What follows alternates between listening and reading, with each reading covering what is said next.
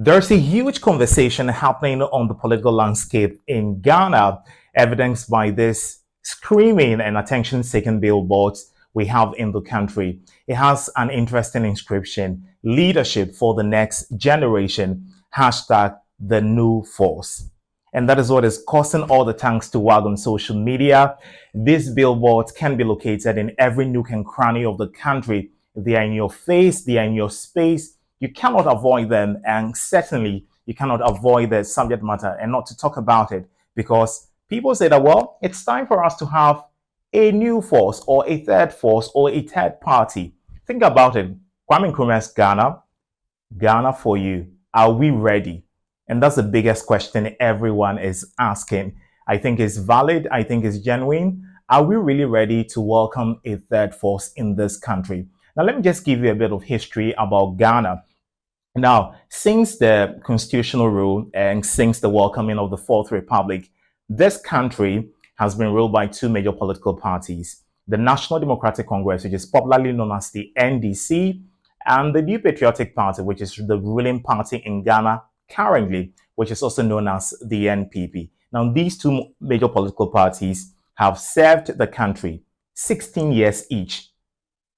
And this pair continue to canvass for vote and continue to campaign. I mean, the election is just around the corner. In 2024, Ghana will be going to the polls. And we are just having these two major political parties come forward again. They are, in fact, the two major front runners, campaigning for vote again, for people to vote for them. And when people think about these political parties, all they think about is the deep-seated corruption, nepotism, cronyism, and the way things haven't really gone well in the country. Now, the standard of living in Ghana has really gone through the roof.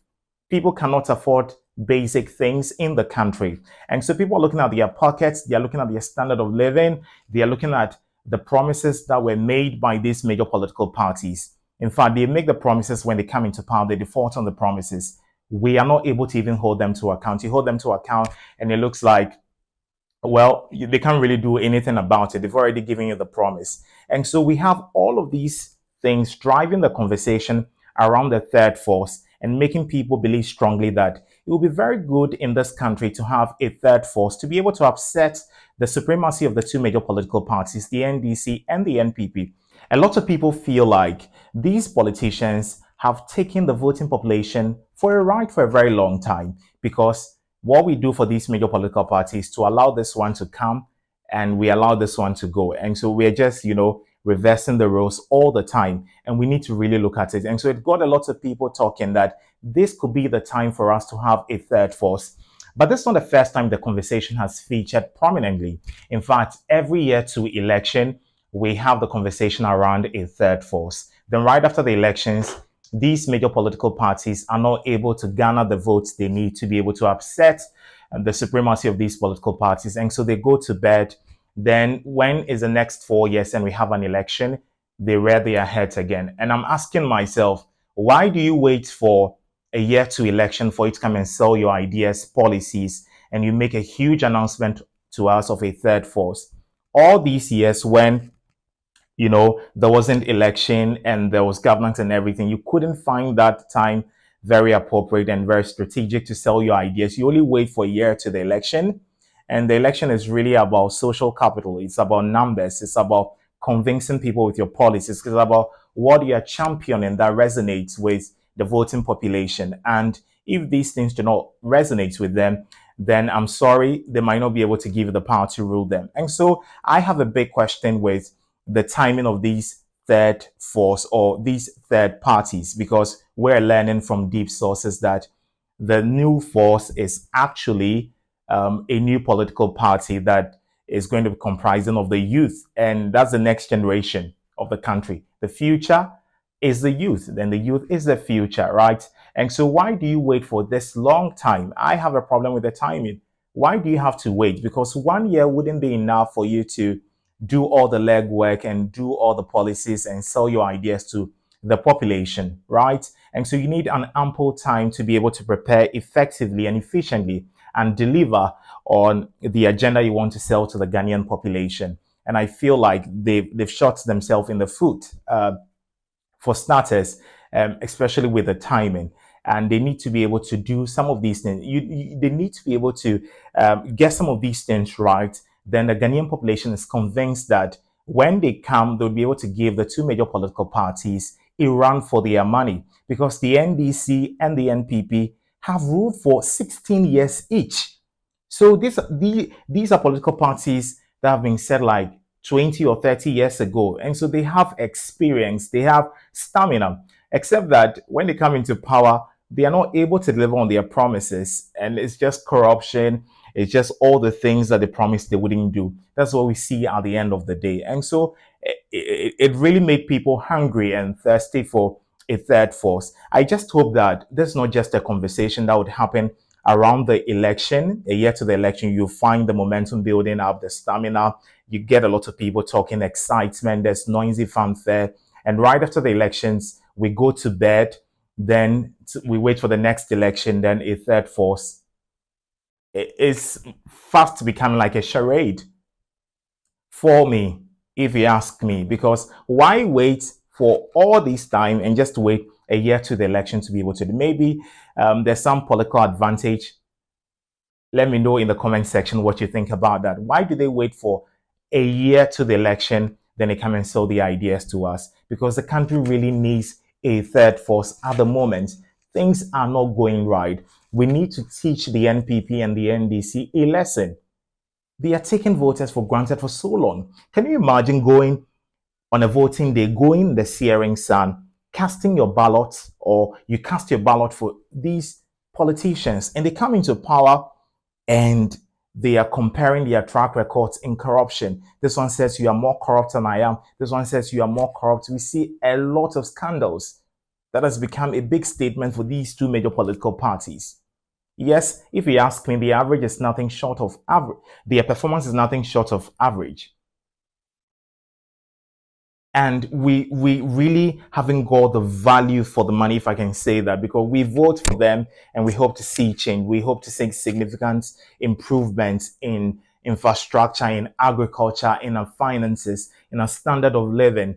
But we don't see some of these things. We don't even realize them. There are lots of people still living below the poverty line. We have children who are still crossing rivers to attend schools. We have schools under trees. We have so much ineptitude which has engulfed the country.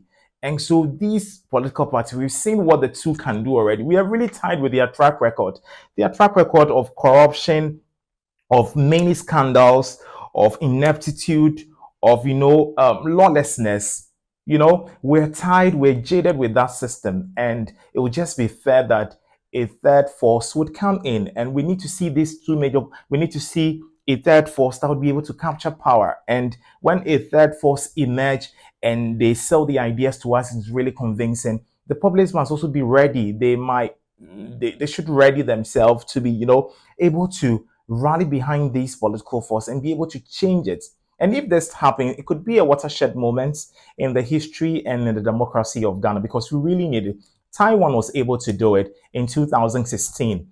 Now, the new political party that emerged in Taiwan was able to capture power in the presidency, and it was able to gain a majority in the legislative arm of government. And if they were able to do it, I think Ghana can also do it.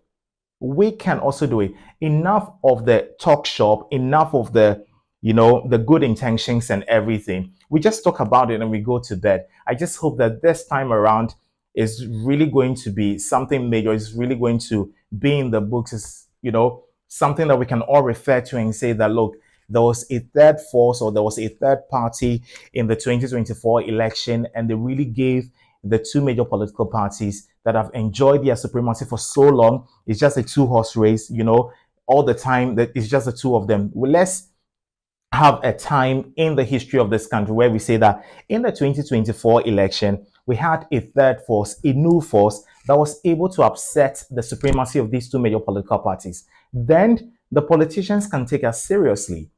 But if we just have the conversation and have all the long talk on social media, laugh, pass on the memes and everything, and at the end of the day, we still give a chance to these two major political parties, they're not going to treat us any less. They are really not going to treat us any less. So we have a sterling example and a shining example on the continent.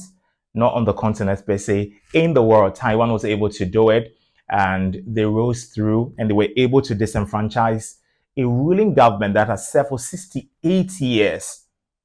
So if they have been able to do it, it means that we can also do it. And it's just, having the will and the power and convincing people and selling your ideas. We are just tied with the system. And I just hope that this would be a force to reckon with, the third force or the new force as is being paraded on the streets of Accra, on social media, as the conversation continues to grow. I hope that this will be a force to reckon with. It will not just be a mantra that will stay on social media, and one they refer to, oh, this also trend, it will not be on top of the trends and all of those.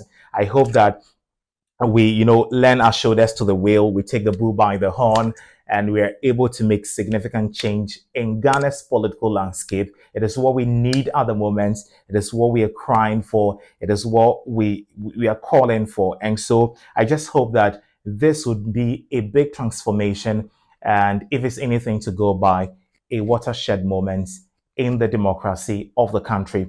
Well, my name is Fritz Amegashie. I'm a journalist and a storyteller at heart in Ghana. I'll be dying to read your comments in the section over there. If you haven't subscribed us yet, please do well to hit on the button. We'll be interested to hear from you. Let's keep the conversation going. And yeah, that's the most about it. Now, you can also connect with me on social media at Fritz_Delano on Instagram. Facebook is Fritz Delano Amegashie, and of course on Twitter is Fritz_Delano. Thank you very much, and do have a good one.